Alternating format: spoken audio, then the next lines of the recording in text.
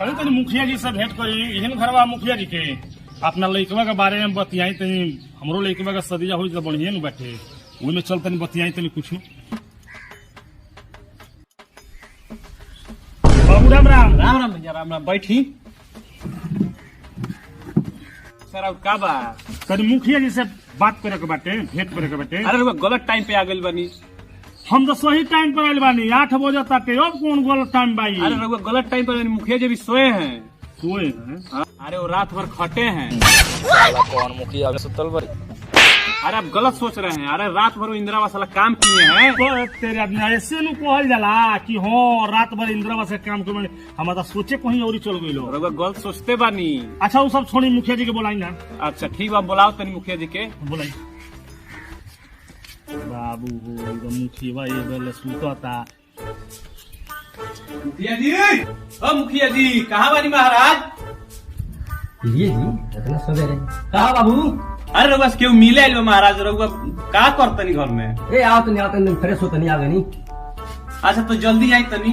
ठीक बा चलो आओ तनी। बिहाने के आगे हमरा से मिले इतना दिन हमारा पंचायत में रहत हो गइल आज ले केहू हमसे मिले ना आई। आज अचानक किया गेल चली तनी देखी के हो। बताओ ना हमरा के बैठा दो सो आ मुखिया इनको तो घर में से निकलबे ना कई आई पिए गइल बोलावे खातिर ई बैठ के बुझाता पिए लगल का। तो लोग से टेंशन मुखिया जी भी आओ तनी सबर करी तनी। अच्छा मने आवत नहीं ना। हां बैठी बैठी इंतजार कर लेवे के का हो गइल इतना तकल मुखिया जी रहबे नहीं ना आई नहीं। आ रहल बनी मुखिया जी आ रहल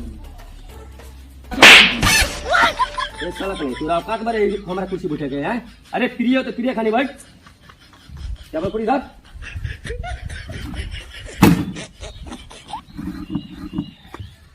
लार खिसिया तड़ा तोहरा बाद हमरे नंबर होए बा। अब बात रे बाबू। अरे मुखिया जी का औकात बा हमारा हुआ कुछ बोले के। हां तो दायरे में प्रणाम मुखिया जी। हमार जूजी तक जियो। अरे चौकी मत बैठी। कुछ समझ में आवता मुखिया जी का कॉलम है। अरे मुखिया जी का कुछ कहनी है। तारा नाच नहीं लो कहत ना जूजी झक जियो। अरे महाराज रुआ गलत सोच लेनी है। मुखिया जी कहनी है जुग जुग जियो। तो हम तो दूसर को समझ गई नहीं मार दे।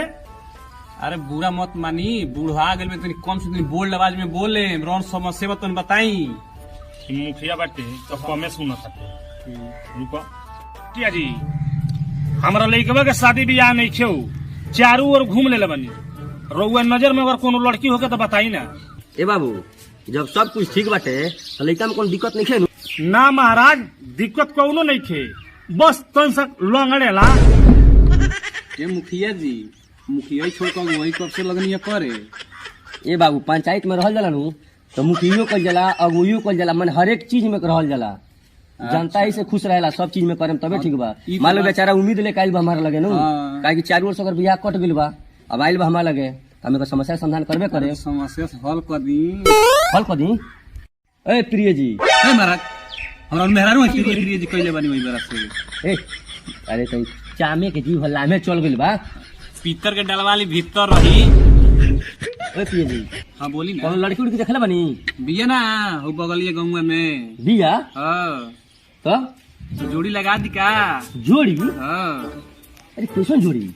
अरे उनके लड़कवा के आ उ लड़किया के जोड़ी लगा दी लगा दो।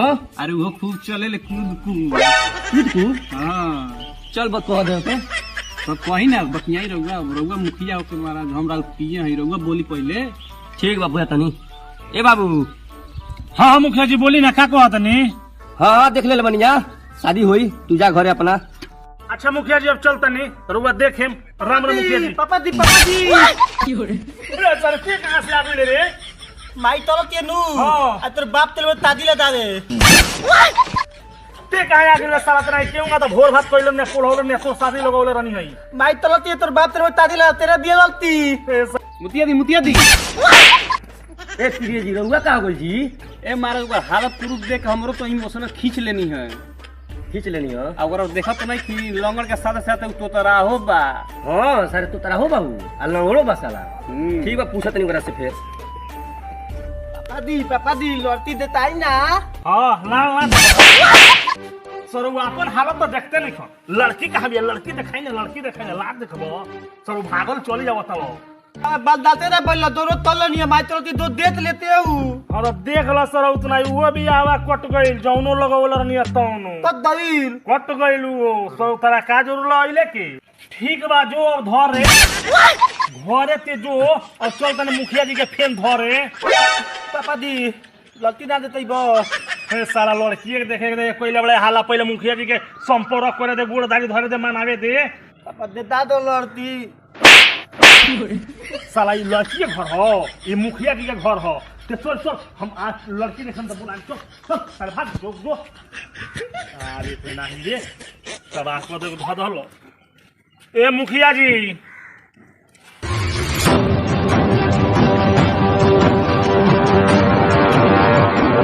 का भइल मुखिया जी काहे इतना खिसिया के ताकत नहीं ए साला ते नहीं ते तो कहत रहे हमार लड़का लंगड़ बा साला लंगड़ के साथ साला तोतरा हो बरे साला ओकर बियाह होई जी हमरा लड़का के बियाह करा दी तन दया करे ए मुखिया जी अरे रुआ लगे आइल बानी ए साला ते नहीं ते झट सिंगाई के मिला दल बड़े अरे साला मगुआ ही तोर गार फाड़ के रख देम ई मुखिया ते अपना मुखिया के दुआर पाइल बड़े हैं साला मगुई करतनी एक तो साला से हमारे सामने झूठ बोल लेबे कि साला लंगड़ बाटे आ साला लंगड़ के साथ तोतरा हो बोला ता साला ओकर बियाह होई हैं ए मुखिया जी मत खिसियाई केहू में बियाह करा दे हमरा लड़कवा के रुआ लगे आइल बानी हम रुआ गोड़ पर गिरल ए मुखिया जी दो साला तनी भाग ये सब बियाह होई लाड़ खिसियाल बनी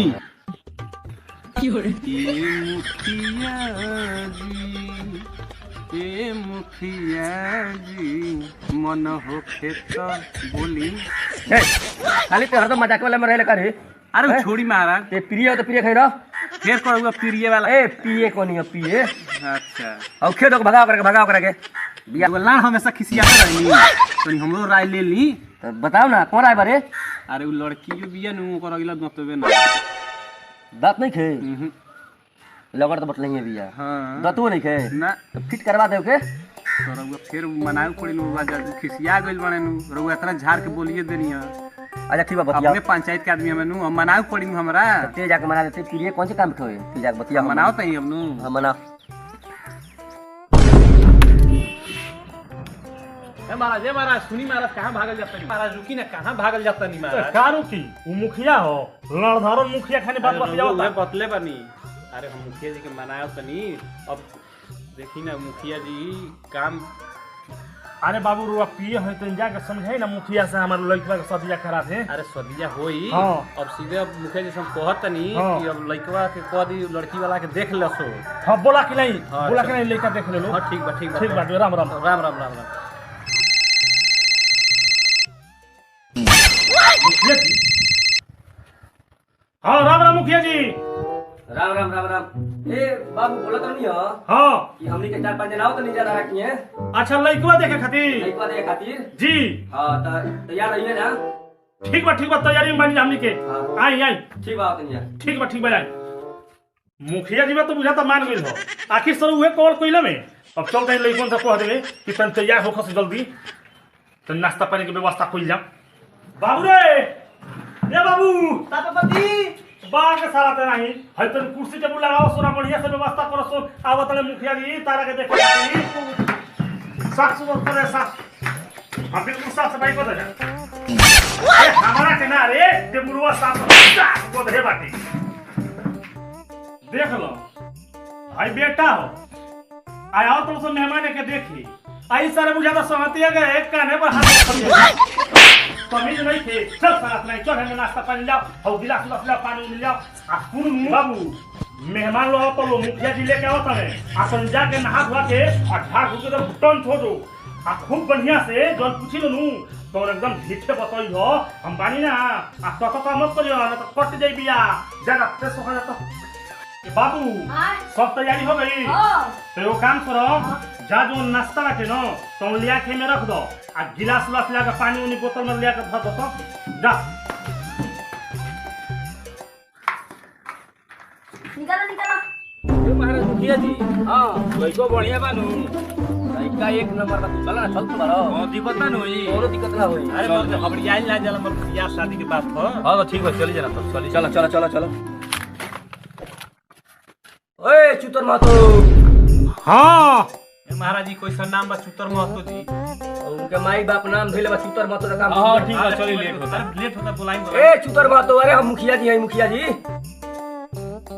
हाँ ठीक बा मुखिया जी हैं, आई आई अंदर में चली आई जान। ठीक बा तनी जा। आई जान। ए आइ के चले के मुखिया जी राम राम। आई आई बैठे। प्रणाम प्रणाम। प्रणाम प्रणाम प्रणाम। बैठी बैठी है ने मुझे बैठी। बैठी नाश्ता पानी होके। मुखिया जी लांका का भाई बा।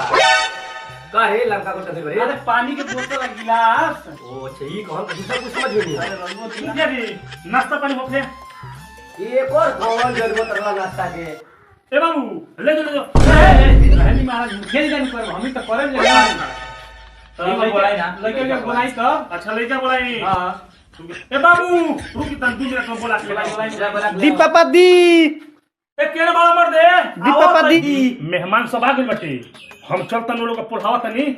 आ तू आई हो एकदम टाइलेंट रहियो आ साफ साफ बोलियो ना तो यू कट जाई। तीत बा पापा दी तीत बा हां ठीक बा। तो ली देखी लइका होता। प्रणाम प्रणाम। खुश रह, तार बियाह बहुत जल्दी होई। प्रणाम प्रणाम प्रणाम प्रणाम। बैठ या खड़िया हो जा। ना नहीं जे खड़िया कर जनी हमें लग रहा है तो। और पूछे बा तो पूछ लइका ये बता लइका सुंदर बटलइया बा, सब कुछ सही है बा। ये का नाम हो? मिंटू का घर हो? दात दाव। ये मुखिया जी हां तुम्हारा वो जो राय के बात सही बात बा। ए मुखिया जी। हां लइका है बाबू के घरवा में का तनी। की बात हो जा जाए। जा चल है। बोले हां होय हाँ, जा। चल समझौलिया के सर वो लोग ओकरी के सामने मत बतलियो। तब बिस्कुट उठावता है कोई बड़ा। पापा भूतला तुले तोते। चल साला घर में चल खाना खाए चल। जानना नहीं क्या बात बा? यहाँ शादी हम ना करे। काहे ना करबा शादी। ए महाराज हत लइकवा के ना तोतलाओ बोलता लंगड़ के चलतो बा त का ऊपर हम शादी झूठो। ए मर्द धन संपत्ति बटलइया बा, लइका सुंदर बटलइया बा, मर्द सब कोई तुम तो तरह बता काली के बा। तोरो तो लइका तो लंगड़ बिया। ठीक बा तो हम ओकर कहीं शादी कर लेम लई, लेकिन ई जो कमा खेबे ना कर शादी को का करम बता। का कोई शादी करब। हां तनी को के देखाओ तो तनी शादी तू तनी। ए हम कॉलम शादी नु तू शादी करब? तब का ए पिए बतिया के बुला के ले बड़ा। घर में कौन बात के बा मर्दी। ई तू ही बताओ भाई, जब ना कमाई या ना जो कमाईबे ना करता हमार बेटी के ये चाहे बहिन अरे कुछ लाख का खियाई। अरे इतना धन संपत्ति बा। ऊ धन सम्पत्ति कोनो गारंटी कोनो बुढ़वा कोनो लिख देली कोनो के नाम कोनो गारंटी बा। अरे दू गो लइके माने त लिखिए लो के बे मान लेकिन तब ना होई शादी, ना होई शादी यहाँ नहीं के मोना हमार शादी यहाँ करके हम कॉलम शादी दूसरा जगह करा। अच्छा हमनी के देखत तो तू कहां ए पर तो ने झाट ना बानी देने के बानी दे तनी कहां शादी कर तो चल ना जा होई शादी दो जगह जा खोल ले जा। रोक रोक रखेंगे। जा जा जा जा। समझली मुखिया जी। देखत नहीं ओकरो लड़की वही बिया आ लइको वही बा। जोड़ी केतना माने जोड़ी खराब बा। दूसरों के समझ में नहीं आवत है, इतना घर द्वार बढ़िया बा, साला लइका बिसुआरे तो तो तरह बोला त का हो जाई। तो ओकर बाप हिन बानू, हम ओकर भाई बा, साला कमा के रखी तो सो। हाँ, हैं? अरे मर गेले के बाद धन संपत्ति साला ओकर बेटी खोई चाहे बहिन खोई। हाँ, हाँ। हैं? ठीक बा छोड़ाओ नहीं कर देत हमन के कहा करत हन। ठीक बा चलो नाश्ता कर लेता हूं। ओए चुतर मातू है ना वो। हाँ मुखिया जी जल्दी आओ, तेजी में आओ। आ गई नी। आओ तेजी में आओ।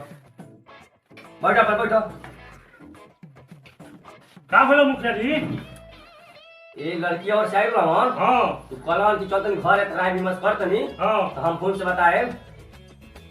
इजे रहे ना भेलो। अब मान के घरे अपन घर दिया उनके मेहरारू बाड़ी चाहे भाई बहन कोई होई अपने घर आए करे तभी कौन बताइए। हित नाते फोन करके पूछी और एक दिन दिन रखा फिर आवली तरह के देखे सुने दर तक उतरवावे। ठीक बा ठीक बा ठीक बा। हैं? जाई जा जाई जा। ताकि सब पसंद हो ठीक बा, कोई दिक्कत नहीं है। ठीक बा चल तनी जा फिर। ठीक बा। राम राम राम राम। राम राम। चलिए पियो जी। हां जितने पानी ना भाई महाराज तो साहब झाड़ के चल गई है। आ देखत नहीं है वहीं जो सिरगो बात घूम तो मिलबे ना कोई महाराज। काहे रे? लगने चर्चा आइल ना। अच्छा देखा तो स्वरूप कहाँ उ शादी करता हन। का जवाब दियाई। का दिया ही ए झूठ सच बोल दले। चल ठीक बा उधर तो कहां चली बियावा ते ही करावल जाई। काहे टेंशन ले बड़े हम बानी नु। चल चली घाम बहुत तेज भइल। चल चल चल चल। इहो आई गेलो सुन। इहो चल गेलो। का हमर लइकवा के बियावा होई कि ना होई साला रणवे रही का इहो सारे कम नहीं थे इहो बेचैन रहता लड़की देखम लड़की वन न देखा सर नहीं इहो सारे कह के गइल का करियो चलो इंतजार करम फोन के